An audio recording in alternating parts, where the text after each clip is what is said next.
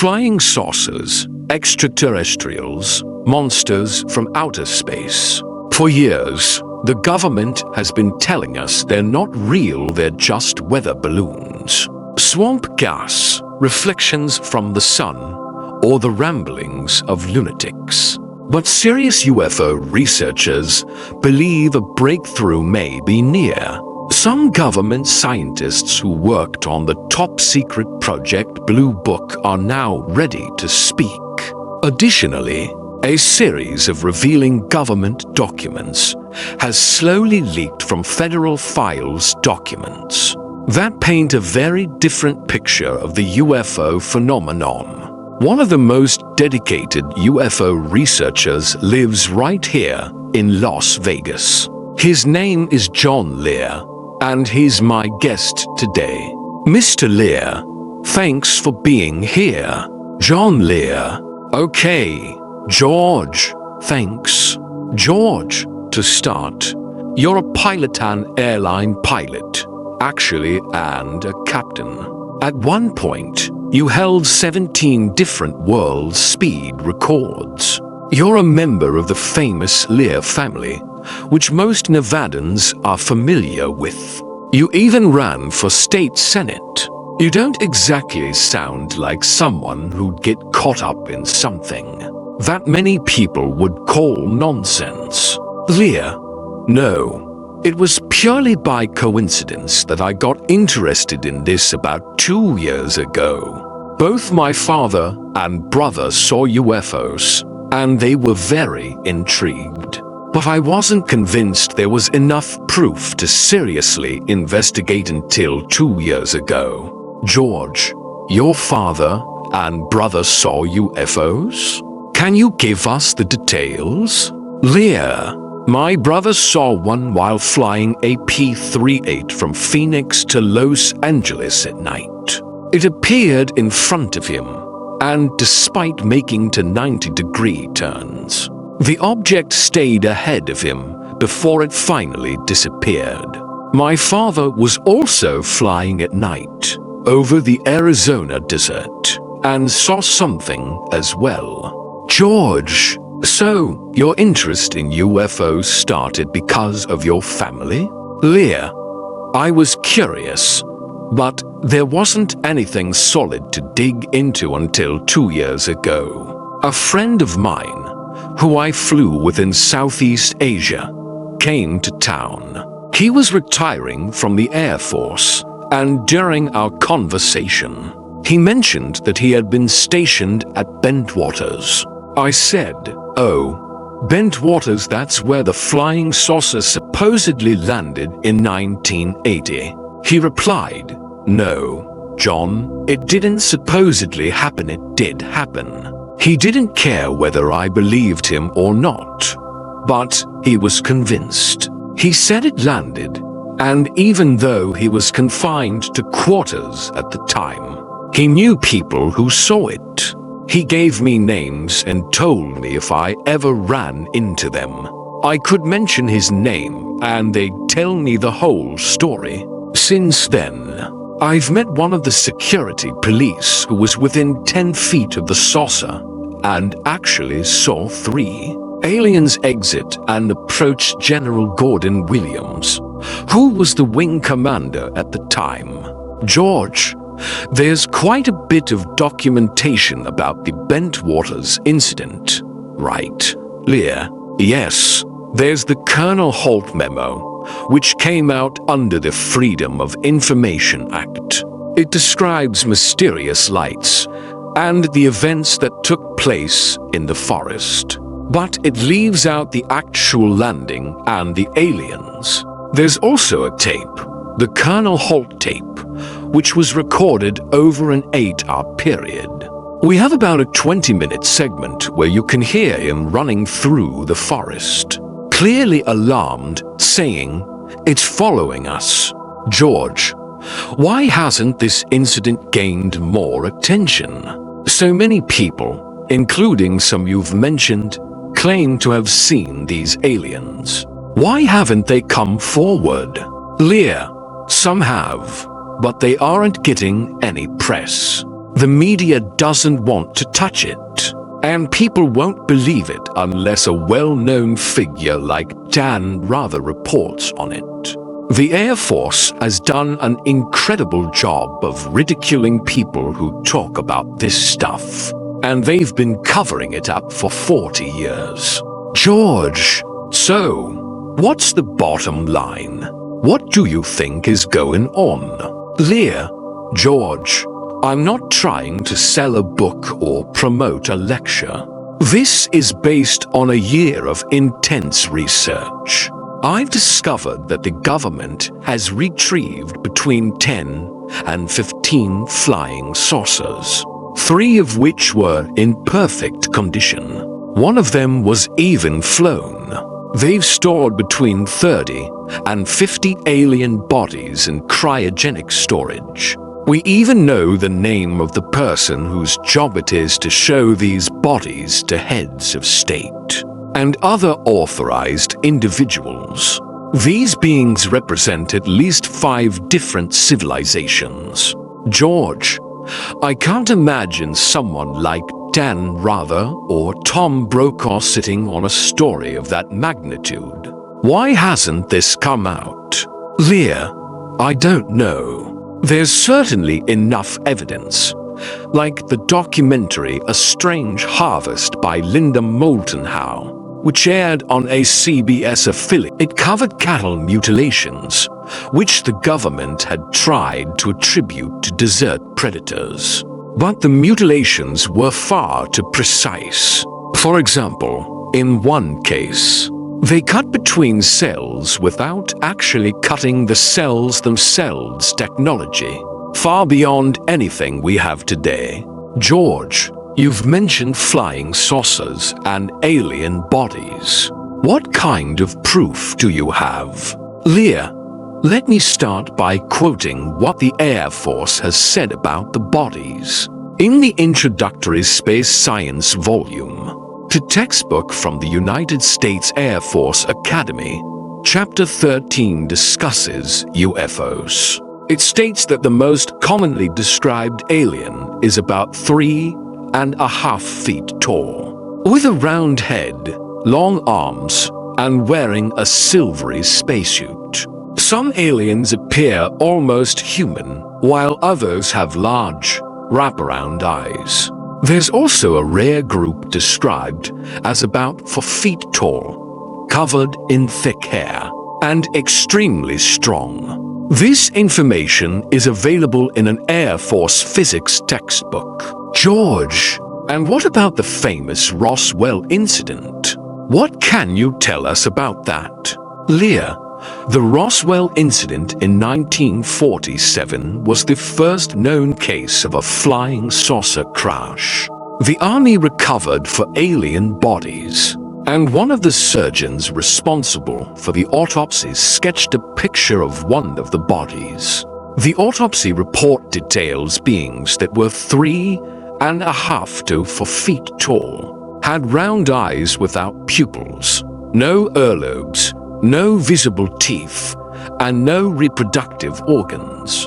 Their bodies contained a colorless liquid without red blood cells or lymphocytes. George, why does the government want to keep this hidden? Lear, I think it's because they simply don't have all the answers. What could they possibly say? They've been researching this for years and are still no closer to understanding these beings, their technology, or their intentions. If the president were to make an announcement, it might go something like this. My fellow Americans, despite our denials, flying saucers do in fact exist. We don't know where they come from, who's inside them, or what they want. We've recovered several craft and bodies, but we've been unable to replicate their materials or propulsion systems. We've kept this information from you in hopes of finding more answers, but unfortunately, we are no closer today than we were 40 years ago. George, so, in other words, You don't think the president will ever make a statement like that? Lear, no. It's too big. The problem is not just that we've been visited by multiple civilizations, but that at least 90% of them seem to be hostile or, at the very least, they have a completely different set of morals than we do. George, I want to come back to the president and aliens, because past presidents have made some interesting statements. George, welcome back. We're discussing UFOs with John Lear. A few moments ago, you mentioned what the president might say about UFOs. Do you believe various presidents have been briefed on the truth about UFOs? Lear, yes. Every president from Truman to Reagan has been informed, although I don't think they received the full briefing. This information is controlled by an organization known as MJ-12, a top group of military and scientists. It usually takes about 3 or 4 months after a new president is sworn in before they get the clearance to know everything. That doesn't necessarily mean they're told everything, but they're cleared to know. George, President Reagan has made some interesting comments. Can you elaborate? Lear, yes. On December 4th, 1985, Reagan gave a speech before heading to Iceland for a summit with Gorbachev. He said, I couldn't help but say to him, just think how easy his task and mine might be in these meetings. If suddenly there was a threat to this world from some other species from another planet, we'd forget all our local differences and find out that we really are all human beings here on this earth together. Then, a week ago, at the 42nd General Assembly of the United Nations, Reagan said, perhaps we need some outside, universal threat to make us recognize this common bond. I occasionally think how quickly our differences worldwide would vanish if we were facing an alien threat from outside this world. George, couldn't Reagan have just been making a rhetorical point? Lear, sure. But why would he even mention aliens? It's a pretty unusual topic for a president to bring up. George, what about President Carter?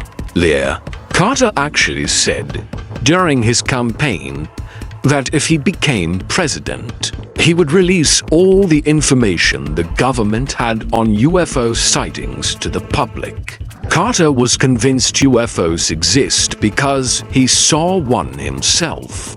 George, what's the purpose of these abductions?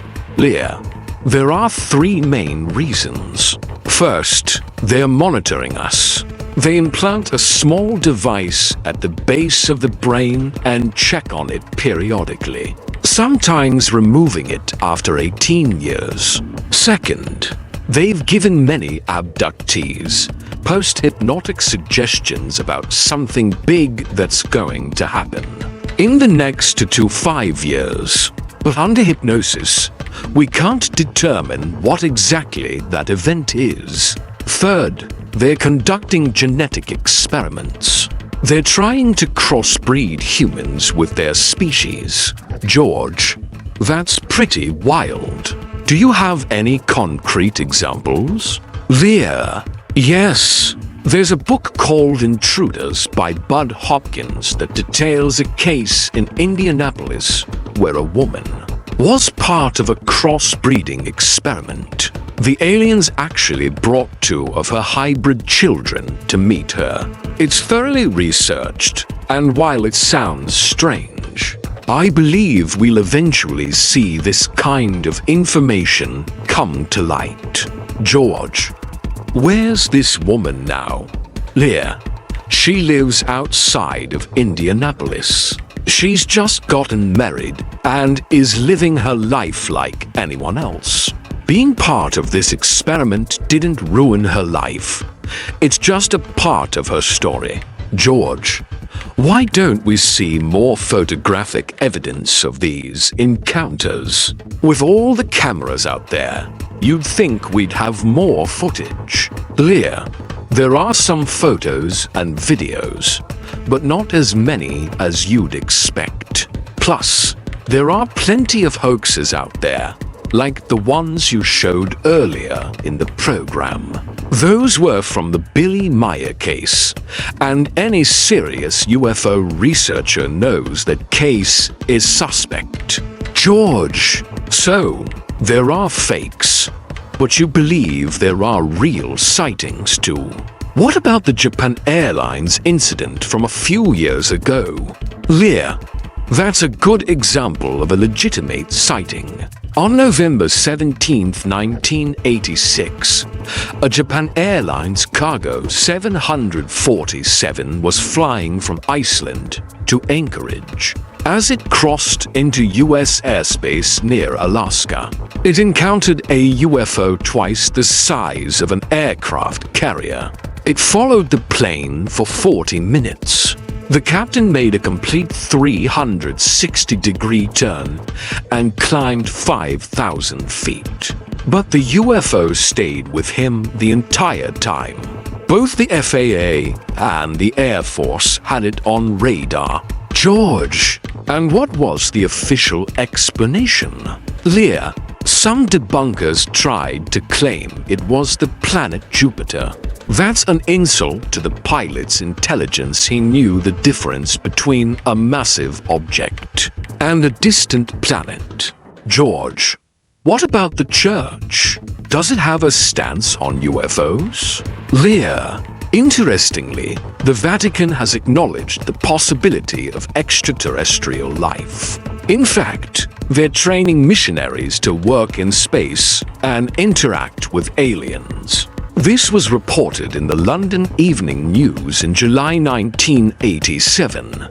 George, you've said that many of these visitors are hostile, and you've also mentioned a lot of sightings around military bases. Why don't we see more UFOs here in Las Vegas, with all the military activity in the area?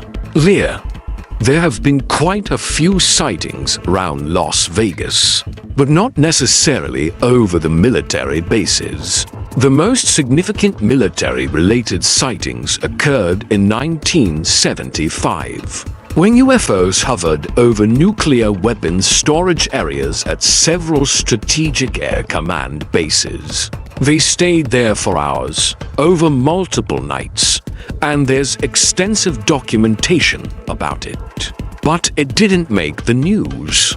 George, could some of these UFOs be top-secret military technology? Maybe they're testing them here. Lear, it's possible. There are reports that at least one of the recovered flying saucers is being stored at the Nevada test site, and it's been flown. George, we've heard that some of the scientists from MJ-12 or Project Blue Book might be ready to talk. Do you think we're close to a breakthrough? Lear, part of MJ-12 wants to release this information, but another part doesn't. We're hoping it will be revealed soon. But as researchers, we don't know all the internal dynamics. We'll just have to wait and see. George, yet he didn't follow through on that promise once he was elected. Lear, the pressure to keep this quiet is enormous. It's about more than just avoiding public panic.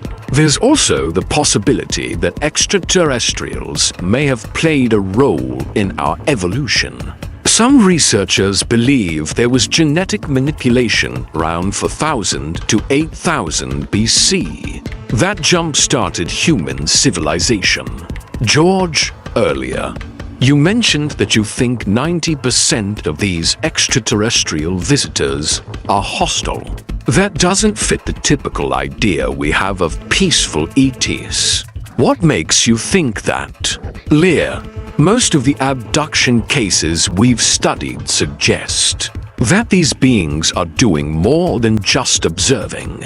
In many cases, they perform experiments on people, cutting them, giving them injections, and implanting them with devices. Afterward, they wipe their memories and send them back. Only later, through hypnosis, do these people begin to recall what happened.